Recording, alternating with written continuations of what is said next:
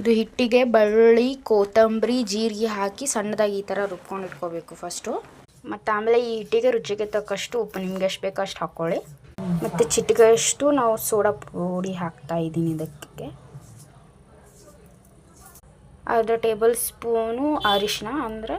ಮತ್ತು ನಾವು ಇದಕ್ಕೆ ಹಾಕೋದಕ್ಕೆ ಪುದೀನನ ಚೆನ್ನಾಗಿ ವಾಶ್ ಮಾಡಿ ಇಟ್ಕೋಬೇಕು.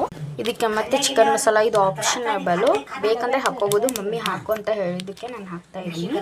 ಸ್ವಲ್ಪ ನಮ್ಗೆ ಎಷ್ಟು ಬೇಕೋ ಅಷ್ಟು ಸ್ವಲ್ಪ ಚಿಕನ್ ಮಸಾಲನ ಹಾಕ್ಕೊಳ್ಳೋಣ. ಓಕೆ, ಇವಾಗ ಮತ್ತೆ ವಾಶ್ ಮಾಡ್ಕೊಂಡು ಇಟ್ಟಿರೋ ಪುದೀನ ಮತ್ತು ಒಂದೇ ಮೆಣಸಿನ್ಕಾಯಿ ತೊಗೊಂಡಿದ್ದೀನಿ ನಾನು, ಮತ್ತು ಸಣ್ಣದಾಗಿ ಕಟ್ ಮಾಡಲು ಈರುಳ್ಳಿ, ಇದನ್ನ ಎಲ್ಲನೂ ಇದು ಇವಾಗ ಹಸಿಮೆಣ್ಸಿನ್ಕಾಯಿ ಹಾಕ್ತಾಯಿದ್ದೀನಿ. ಮತ್ತು ವಾಶ್ ಮಾಡಿ ಇಟ್ಕೊಂಡಿರೋ ಪುದೀನ.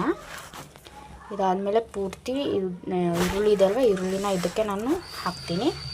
ಈರುಳ್ಳಿ ಎಷ್ಟು ಸಣ್ಣದಾಗಿ ಕಟ್ ಮಾಡ್ತೀವಿ ಅಷ್ಟು ಸ್ಪೈಸಿಯಾಗಿ ತುಂಬ ಟೇಸ್ಟಿಯಾಗಿ ವಡೆ ಬರುತ್ತೆ.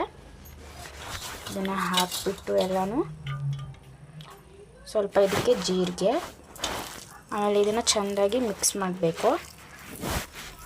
ಮತ್ತು ಇದು ಚೆನ್ನಾಗಿ ಮಿಕ್ಸ್ ಮಾಡಿಬಿಟ್ಟು ಇದಕ್ಕೊಂದು ಸ್ವಲ್ಪ ಬಿಸಿ ಆಯಿಲು, ಅಂತಂದರೆ ನಾವು ಏನಾದರೂ ಕರ್ದಿಟ್ಟರೆ ಆಯಿಲ್ ಇರುತ್ತಲ್ಲ ಅದನ್ನು ಹಾಕಿದರೆ ಸ್ವಲ್ಪ ಚೆನ್ನಾಗಿ ಟೇಸ್ಟ್ ಬರುತ್ತೆ. 2 ಟೇಬಲ್ ಸ್ಪೂನ್ ಹಾಕೋಣ. ಹಾಕಿಬಿಟ್ಟು ಮತ್ತು ಚೆನ್ನಾಗಿ ಕಲಸೋಣ ಇದನ್ನು. ನೋಡಿ ಈ ಥರ ಕಾಣಬೇಕಿದು ಎಲ್ಲ ಥರದ್ದು ತರಿಯಾಗಿ. ಮತ್ತು ಇದನ್ನು ಎಣ್ಣೆನ ಬಿಸಿ ಮಾಡಿಬಿಟ್ಟು ಕಾಯಿಸೋಣ. ಇವಾಗ ಎಣ್ಣೆ ಬಿಸಿ ಮಾಡೋದು ಕಾಯಿಸೋದು ಇಡೋಣ. ಇವಾಗ ನಾವು ಇದನ್ನು ಕರಿಯೋದಕ್ಕೆ ಆಯಿಲ್ನ ಬಿಸಿ ಮಾಡಿದ್ದೀನಿ. ಆಯಿಲ್ ಬಿಸಿ ಆಗಿದೆ ಅಂತ ಚೆಕ್ ಮಾಡ್ಕೋಬೇಕು. ಇದು ಚೆಕ್ ಮಾಡಬೇಕು ಅಂತಂದರೆ ಸ್ವಲ್ಪ ಹಿಟ್ಟನ್ನ ಈ ಥರ ಹಾಕಿ ಈ ಥರ ಸಿಡಿ ಅಂತಂದರೆ ಎಣ್ಣೆ ಬಿಸಿ ಆಗಿದೆ ಅಂತ ಅರ್ಥ.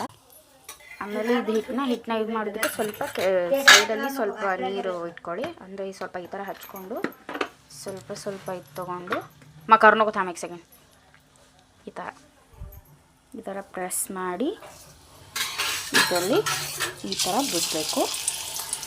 ಮತ್ತೆ ತೊಗೊಳ್ತಾ ಇದ್ದೀನಿ ನಾನು. ನಿಮ್ಮ ಕ್ವಾಂಟಿಟಿ ಎಷ್ಟು ಬೇಕು ಅದ್ರ ಮೇಲೆ ತೊಗೊಂಡು ಮಾಡಿ. ನೋಡಿ ಈ ಥರ ಚೆನ್ನಾಗಿ ರೌಂಡಾಗಿ ಮಾಡಿಬಿಟ್ಟು ಈ ಥರ ಬಿಡೋದು. ನೋಡಿ ಪೂರ್ತಿ ನಾನು ಹಾಕಿದ್ದೀನಿ. ಇವಾಗ ಚೆನ್ನಾಗಿ ಬ್ರೌನ್ ಬರೋ ಥರ ಕಲರ್ ಥರ ಆ ಥರ ಇದು ಮಾಡಬೇಕು ಚೆನ್ನಾಗಿ. ನೋಡಿಲ್ಲ ಅಜ್ಜಿ ಮತ್ತು ಮಮ್ಮಿ ನಾಳೆ ಬೆಳಗ್ಗೆಗೆ ತಾಲಿಪಟ್ಟಿಗೆ ರೆಡಿ ಮಾಡ್ತಾರೆ. ನೋಡಿಲಿ ಈ ಥರ ಬ್ರೌನ್ ಬಂದಮೇಲೆ ಪ್ಲೇಟ್ಗೆ ಸರ್ವ್ ಮಾಡ್ಕೋಬೇಕು. ನೋಡಿ ಈ ಥರ ಪೂರ್ತಿ ಬ್ರೌನಾಗಿ ಎಷ್ಟು ಚೆನ್ನಾಗಿ ಬಂದಿದೆ. ಎಲ್ಲನೂ ತಗೊಳ್ಳೋಣ. ನೋಡಿ ಇವಾಗ ಇದನ್ನು